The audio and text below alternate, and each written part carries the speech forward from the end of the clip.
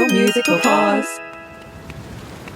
Oh my god, you guys, has anyone started studying for the exam? I am seriously freaking out. I'm totally freaking out. Seriously, I don't even know what to do. Y'all, does anyone have notes from like the last 4 weeks? I haven't been to class in a month. I've seriously been completely checked out this semester. I can't even remember what the class is called. You guys, what are we gonna do? I don't know. Should we try calling that magical music horse? Magical music horse? What are you talking about? Oh my god, right? It's a magical horse that knows about music.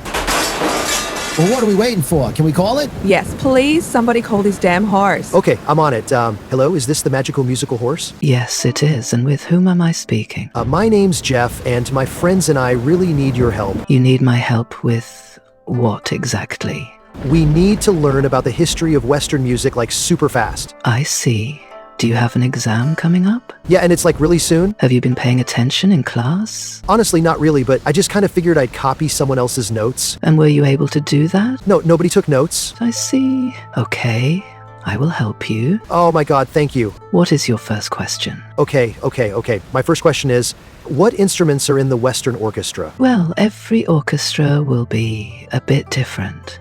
But in general, the Western Orchestra will include 4 main groups, including woodwinds, brass, percussion, and strings. Okay, cool. And what instruments are in the strings group? You will find violins, violas, cellos, and of course, the mighty double bass. What about brass? You will often find trumpets, French horns, trombones, tubas, and perhaps cornets, flugelhorns, maybe even a euphonium or bass trombone.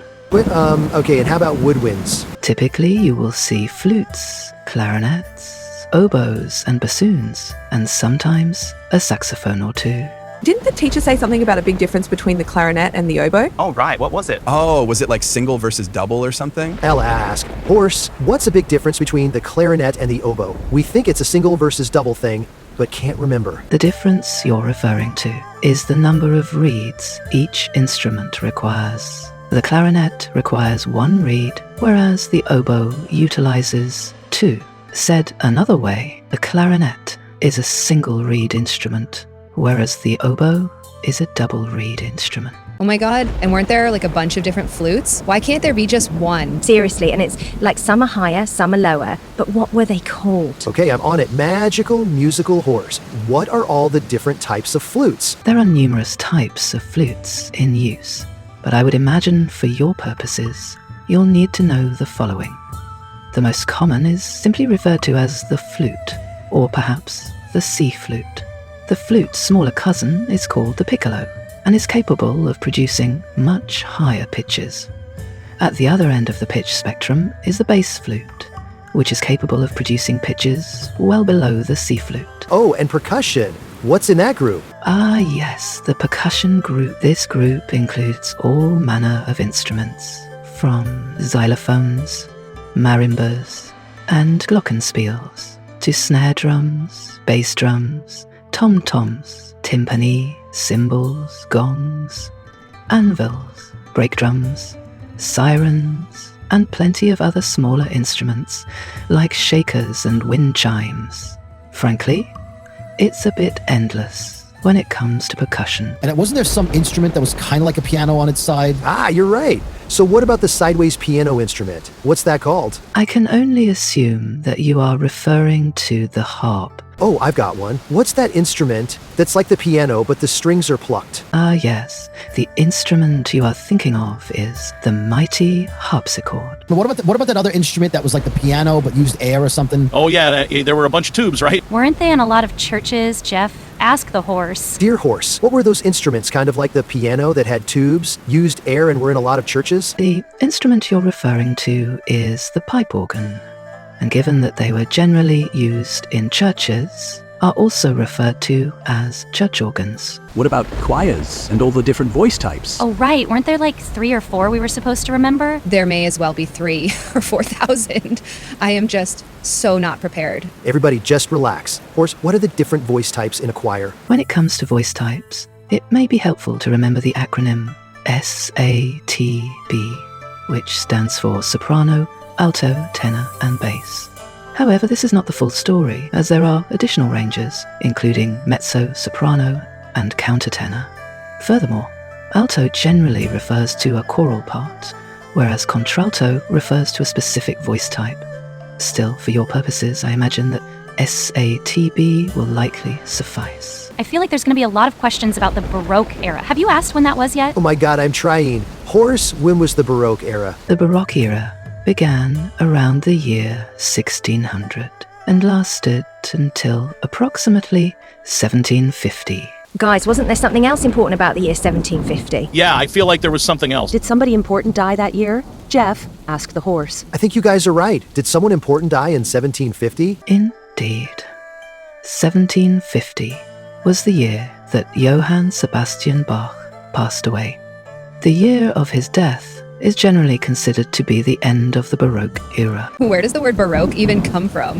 I feel like that's going to be on the exam. I don't even know. I remember some lame joke about don't fix it or something, but beyond that, I have no idea. Oh, wasn't there something about irregularity? Oh yeah, and like pearls or something? Look, I don't remember, but I'll ask. Magical musical horse. Where does the word Baroque come from? The word Baroque is generally attributed to the Portuguese word barroco, which describes a pearl that is imperfect or irregular. One might consider these imperfections as a kind of ornamentation or extensions upon an otherwise perfect structure. Okay, and during this era specifically, what instruments were being used? What? Weren't all those instruments you've been talking about already invented? No, wait, wasn't there something about how the collection of Western instruments that we know today developed over time? Y'all, I am seriously having a panic attack here. Jeff, can you just ask the horse? Okay, magical musical horse. What instruments were being used during the Baroque era? The instruments of the Baroque era include the violin, the viola, and the cello, as well as the oboe, bassoon, recorder, and the traverso flute, which precedes the modern flute we know today. There were also brass instruments, including the natural trumpet and the natural horn, neither of which included valves, which made them quite difficult to play. As far as keyboard instruments go, the organ, harpsichord, and clavichord were the most popular. The piano had begun to emerge, but wasn't terribly popular until a bit later. There were also lutes and guitars, as well as the human voice, of course. And who is the person that stand in front of the orchestra, waving their arms around like a crazy person? Well, that person is the conductor, of course. And sometimes when the instruments play, it sounds higher or lower. What word do I use to describe that? A good word for that would be pitch. But what if it sounds darker or brighter? Dark and bright refer to the timbre of the sound. What if there are a bunch of notes or pitches in a row? You may be thinking of a scale. Oh yeah, that's it. And like, sometimes a scale sounds sad, but sometimes it's happy. Are those like different scales? Indeed. The major scale is often described as having a happy sound, while the minor scale could be considered a bit more sad. What about those other scales that had a bunch of different names? Oh, right, and there were a bunch of them. Oh my god, I don't know how I'm going to remember all this. Did they have something to do with the church? Jeff, just ask the horse. Okay. Horse, we feel like there were a bunch of scales, but not major or minor, and maybe church-related? Totally grasping at straws here. Ah, yes. The modes. Oftentimes referred to as church modes. These include Ionian, Dorian, Phrygian, Lydian, Mixolydian, Aeolian, and Locrian. Interestingly, the Ionian mode is identical to what we know as the major scale, and the Aeolian mode is the same as what we know as the natural minor scale. What about the, what's it called? It's like the beat of the music. I think it starts with an R. Oh, rhythm has to do with the division of time and the temporal relationship between sonic events. For instance, a fast rhythm may have a lot of events or notes, whereas a slow rhythm may have far fewer. Hey, don't forget to ask that horse about the string quartet or whatever it's called. Oh, right. Magical musical horse? What's a string quartet? Well, this will take some explaining. A string quartet is both a musical genre and an ensemble. The ensemble will include 2 violins, 1 viola, and 1 cello. A piece of music composed for this ensemble will be referred to as a string quartet. What were some of the other musical forms popular during the Baroque era? Oh, for real? Do you think we need to know that? I feel like that's something the teacher would ask. Let's not risk it. Jeff, you know what to do. Horace, what were some of the other musical forms popular during the Baroque era? There were quite a few musical forms that were popular during the Baroque era, including the cantata, sonata, oratorio, and opera, as well as inventions, preludes, and, of course, chorales. Guys, do you remember that chorale we listened to? Oh yeah, I remember thinking it was kind of mid, but there was something important about it. Jeff, ask about the chorale. Okay, cool. So, Horace, what should we know about chorales? A chorale is a piece of music that is played on an organ, sung by the congregation, or perhaps sung with organ accompaniment. These are fairly simple compositions, enabling participation by untrained singers.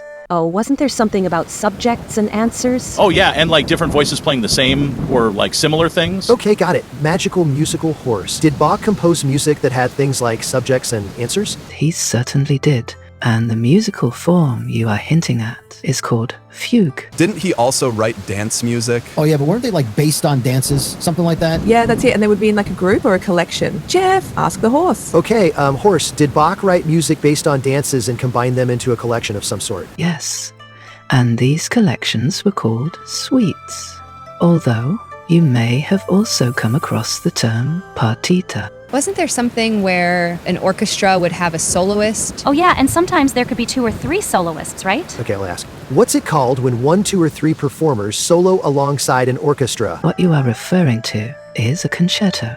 And yes, a concerto often features a virtuosic solo part accompanied by an orchestra. In some cases, there may be 2 or even 3 soloists.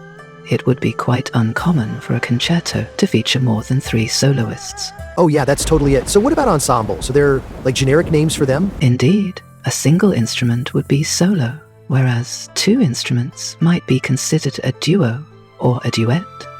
3 would be a trio, 4 a quartet, 5 a quintet, and so on and so forth. Oh my god, what about all those lines and dots? Yeah, Jeff asked what the lines and dots are called and what are they used for. Okay. Sorry, guys. I'm just kind of freaking out here. Dude, you need to keep it together. Guys, I am doing the best I can. Do better.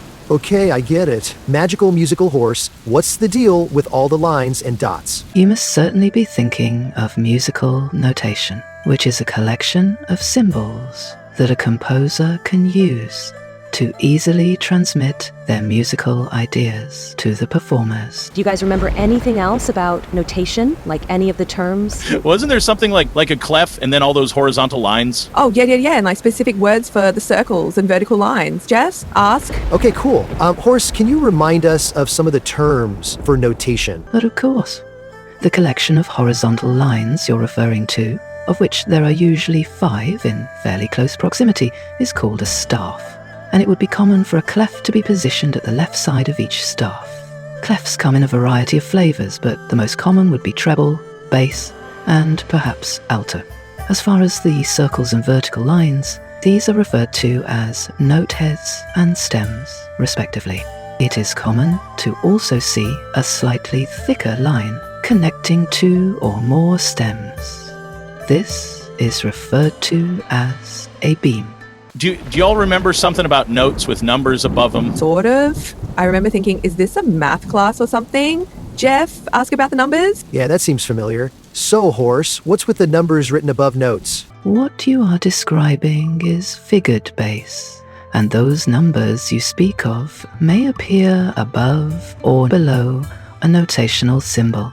These numbers would indicate to performers what pitches were available to improvise upon. Wait, Jeff, you totally forgot to ask what interpretation means. Oh my god, there are so many terms. Can you explain interpretation to me, please? Indeed, every performer will bring their own personality to a piece of music, which leads to a unique interpretation.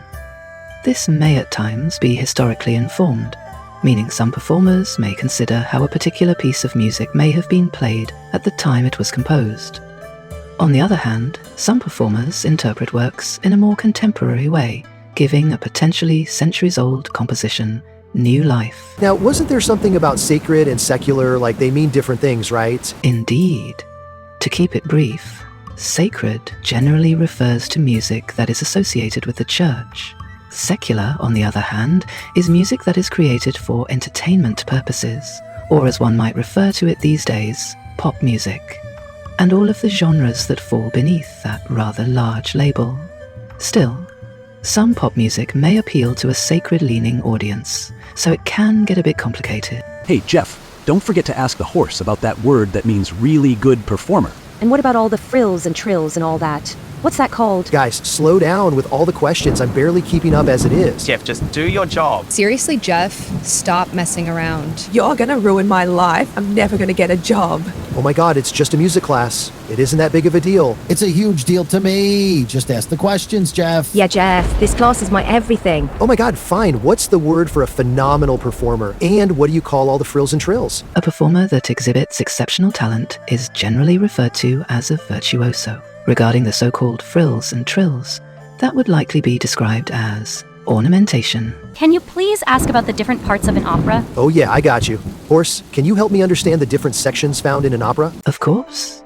An opera will often contain a variety of musical forms, including an overture, arias, recitatives, and choruses. Each serves a particular purpose, but I'm sure you remember those details, so I won't bore you with them. No, I'm pretty sure none of us remember those details. Very well. An overture is an instrumental piece found at the beginning of an opera that is used to set the tone or mood. An aria, often performed by a soloist with orchestral accompaniment, is the real highlight of an opera. In some cases, an aria may be performed as a standalone piece outside of the operatic context. Recitative generally moves the plot forward, and choruses are those moments when the most or all of the cast come together for a rousing sing-along. Wasn't there this whole thing about a descending bass line? Oh yeah, it had a special word for some reason. Oh right, yeah, so what's the deal with a descending bass line? I feel like it had something to do with someone named Henry, maybe? Ah, yes. You must certainly be referring to the ground bass, which will feature a repeated pattern, also known as an ostinato. You may have listened to Dido's lament, When I Am Laid in Earth, by Henry Purcell, which has a descending chromatic ground bass that may also be referred to as a lament bass. Does anyone remember what technique was taught to young composers during the Baroque era? Oh yeah, there were like a million rules. What was that? It was called Counterpoint. Oh, for real? Yeah, it was called Counterpoint. Let's move on to the next thing. Okay, yeah, let's do that. What else do we want to ask? Wait, there was something else about Bach's music. What was it? I don't know, that it was kind of mad. Come on, man, take this seriously. It had to do with instrumentation, maybe? Look, I don't know. I'll ask. Magical musical horse, was there something unique about Bach's music? Maybe related to instrumentation? Ah, yes. Bach's compositions are quite adaptable due to their strong melodic and harmonic content, meaning it can, and is often, performed on a variety of instruments beyond those for which they were originally composed.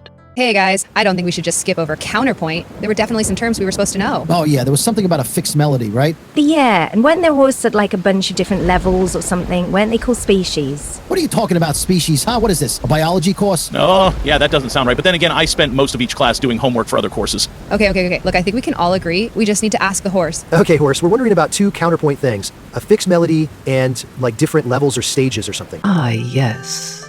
The fixed melody you are referring to is called the cantus firmus. The cantus firmus is the foundation of a pedagogical method called species counterpoint, in which the student traverses 5 stages, or species, of increasing rhythmic and intervallic complexity.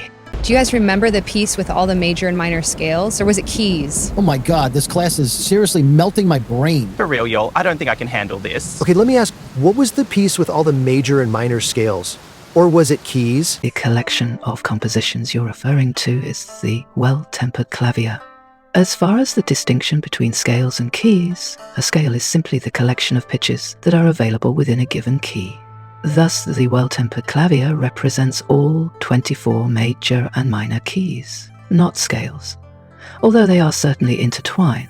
So, I remember the teacher saying something about functional harmony. Do you guys remember that? I'm not gonna lie, I think I skipped that week. It sounds kind of familiar, like that different chords start to mean things or something. All right. Like certain chords are more important. I feel like there were numbers involved. Jeff, ask the horse. Okay, I'm on it. Horse, what's the deal with functional harmony? Functional harmony relates to the hierarchy of chords within a tonal framework. For instance, in the key of C major, the 1 chord would be considered the most important, the 5 chord second most important, the 4 chord third, and so on. This hierarchy effectively assigns a particular function to each chord, and the result is that some chords point to or lead to other chords. Functional harmony provides not only a solid harmonic scaffolding upon which one can build a composition, but a method by which the feelings of tension and release can be efficiently manufactured by the composer. Guys, I just thought of something. Remember when the teacher talked about Bach's roles with the church? Hold on a second. I thought he was just a composer. Wait, no, that sounds familiar. There was other stuff. Yeah, like something about how a lot of composers also have other jobs. Jeff, ask the horse. You got it. Magical musical horse. Did Bach do other things besides composing? Bach certainly kept busy with other things, although composing was often still a part of his responsibilities. For instance, as the cantor for the church, he was quite busy directing the ensembles, while still composing new music to match the liturgical calendar. The teacher spent a lot of time talking about Bach, but weren't there a bunch of other composers? Oh my God, you're right. What were their names? Jeff, ask the horse. Hey, Horace, can you name some of the other Baroque era composers? Can you say, please? Please. Okay. There were plenty of composers active during the Baroque era, although few receive the same attention as Bach, Handel, Telemann, Vivaldi, Purcell, and Monteverdi. Still, those composers that sometimes fall outside of the music history spotlight are very much worth considering, including Barbara Strozzi, François Couperin, Francesca Caccini, Giovanni Battista Pergolesi, and Domenico Scarlatti, amongst many others. Didn't the teacher also say something about the visual arts of the time? Oh, right, like something about the relationship between painting and music. Wasn't architecture part of that conversation too? I'm seriously lost and seriously freaked out, so I think we should just ask the horse. Okay, so Horace, can you tell us about the relationship between music, visual arts, and architecture during the Baroque era? Certainly. Music, architecture, and the visual arts each represented several common characteristics in a general sense. One of these was ornamentation and an attention to detail, as well as a focus on contrast and, to some degree, complexity. It could also be said that drama, or a flair for the dramatic, again in a general sense, was a valued characteristic of these various modes of expression. During this time, all the music was acoustic, right? I have no idea what acoustic even means. Are you serious? Like, not amplified, not electronic, you know? Oh, well, I am so sorry that I don't know the 1,000,001 terms from this class. Oh my God, you guys, this is not the time to fight. We need to work together. Jeff, ask the horse. Okay. Horse, during this time, would you describe the music as acoustic or something else? The music of this time was most certainly acoustic in nature, meaning that there was no electric amplification of the instruments, as that kind of technology was not yet in existence. So, like, it's 1750, Bach dies, and is that it? No more Baroque music? I was wondering the same thing. I feel like there was some other stuff that happened before the next big era. You know what? I don't know. You don't know. Maybe it doesn't matter. Maybe it does. Jeff, ask the horse. We need to cover all our bases. Ooh, okay. Horse, after Bach died, did the Baroque era and Baroque music just suddenly end? No, it isn't as if Bach died and suddenly we find ourselves in the classical era. There is certainly plenty of overlap between different eras of musical practices. And the end of the Baroque era is no different. For instance, a style of music referred to as Rococo, which favored a less complex approach than the dense counterpoint of the Baroque era. Okay, cool. Can you think of anything else we should know? That, my friend, is for you to determine. Feel free to call me back if you have any further questions. And, of course, good luck. The magical musical pause.